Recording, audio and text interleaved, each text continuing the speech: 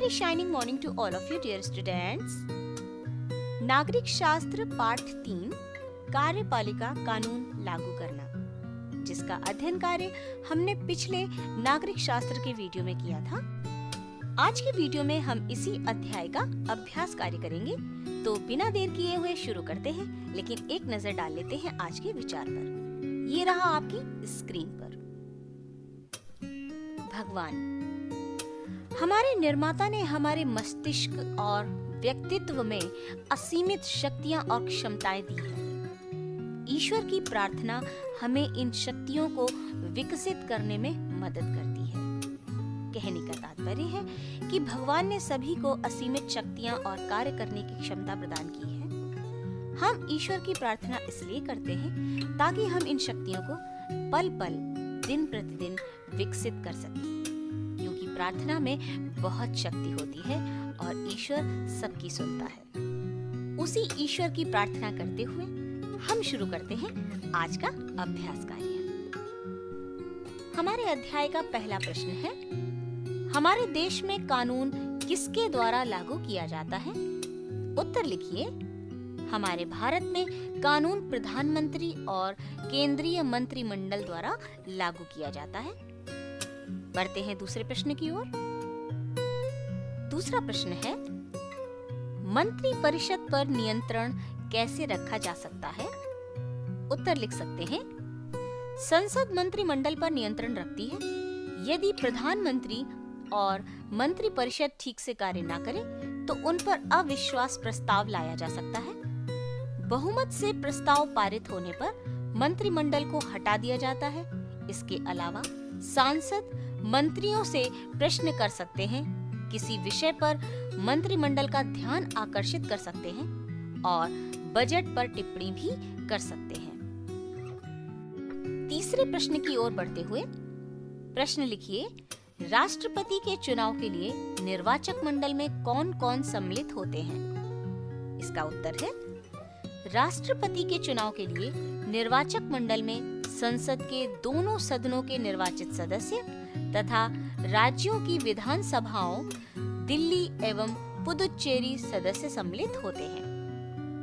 बढ़ते हैं अपने चौथे प्रश्न की ओर। प्रश्न लिख सकते हैं, राज्यसभा का सभापति कौन होता है? उत्तर लिखिए। राज्यसभा का सभापति उपराष्ट्रपति होता है। हमारा पांचवा प्रश्न है, राष्ट्रपति को पद से कैसे हटाया जा सकता है? इसका उत्तर है, यदि राष्ट्रपति संविधान के प्रावधानों का उल्लंघन करे तो उसे संसद द्वारा महाभियोग की प्रक्रिया से हटाया जा सकता है। उसे हटाने का प्रस्ताव संसद के किसी भी सदन में रखा जा सकता है।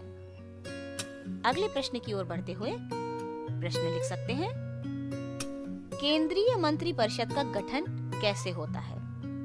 इसका उत्तर लिखिए। केंद्रीय मंत्री परिषद के गठन के लिए राष्ट्रपति ऐसे व्यक्ति को ही प्रधानमंत्री चुनता है जिसे लोकसभा में बहुमत प्राप्त हो। यदि वह संसद के किसी भी सदन का सदस्य नहीं है तो पद धारण की तिथि से 6 माह के भीतर किसी भी सदन का सदस्य बनना आवश्यक होगा। आमतौर पर राजनीतिक दलों के सदस्य चुनाव लड़ते हैं। जब किसी एक दल से ही लोकसभा के आधे से अधिक सदस्य चुन लिए जाते हैं तो यह दल अपना नेता चुनता है। उसे लोकसभा में बहुमत प्राप्त होता है, अतः उसे प्रधानमंत्री बनाया जाता है। प्रधानमंत्री के सुझाव पर राष्ट्रपति मंत्री परिषद के सदस्यों की नियुक्ति करता है। हमारा अगला अभ्यास कार्य है, रिक्त स्थानों की पूर्ति कीजिए। का है, राष्ट्रपति का चुनाव रिक्त स्थान वर्ष के लिए होता है। ख, भारत का प्रथम नागरिक रिक्त स्थान होता है। गा है, राष्ट्रपति की अनुपस्थिति में रिक्त स्थान उसके स्थान पर कार्य करता है। और चौथा है, लोकसभा में विश्वास मत प्राप्त करने के लिए रिक्त स्थान आवश्यक है। रिक्त स्थानों की पूर्ति के लिए आप ये उत्तर भर सकते हैं। का है 5, खा है राष्ट्रपति, गा है उपराष्ट्रपति, और घ में भरिए बहुमत।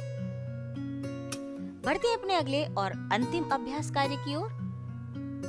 निम्नवत कथनों में सही के सामने सही तथा गलत के सामने गलत का निशान लगाइए। का है, संसद द्वारा बनाए गए कानून मंत्री परिषद द्वारा लागू किए जाते हैं। सही। खा है, राष्ट्रपति की अनुपस्थिति में प्रधानमंत्री उसके सब काम करता है। गलत। गा है, राष्ट्रपति बनने के लिए न्यूनतम आयु 35 वर्ष होनी चाहिए। सही। और घा है, कोई भी विधेयक प्रधानमंत्री के हस्ताक्षर के बिना कानून नहीं बन सकता। गलत। डियर स्टूडेंट्स, यहीं पर समाप्त होता है हमारा ये अध्याय। हम मिलेंगे अगले वीडियो में एक नए अध्याय और उसके अभ्यास कार्य के साथ। नागरिक शास्त्र में कुल 4 अध्याय हैं, जिनमें से मैंने 3 पूरे करा दिए हैं। ये सारा अभ्यास कार्य आप अपनी कॉपी पर एकत्रित करके लिख लीजिए और अपनी एग्जाम्स की तैयारी अच्छे से करिए। अगर अब तक आपने मेरे चैनल को सब्सक्राइब नहीं किया है और आपको मेरे वीडियोस अच्छे लगते हैं तो मेरा चैनल सब्सक्राइब कीजिए और वीडियो शेयर कीजिए, ताकि दूसरे बच्चे भी इन वीडियोस का घर बैठे लाभ उठा सके। अपना ध्यान रखिए, सुरक्षित रहिए, वीडियोस देखते रहिए और अपने एग्जाम्स की तैयारी अच्छे से कीजिए। Thank you.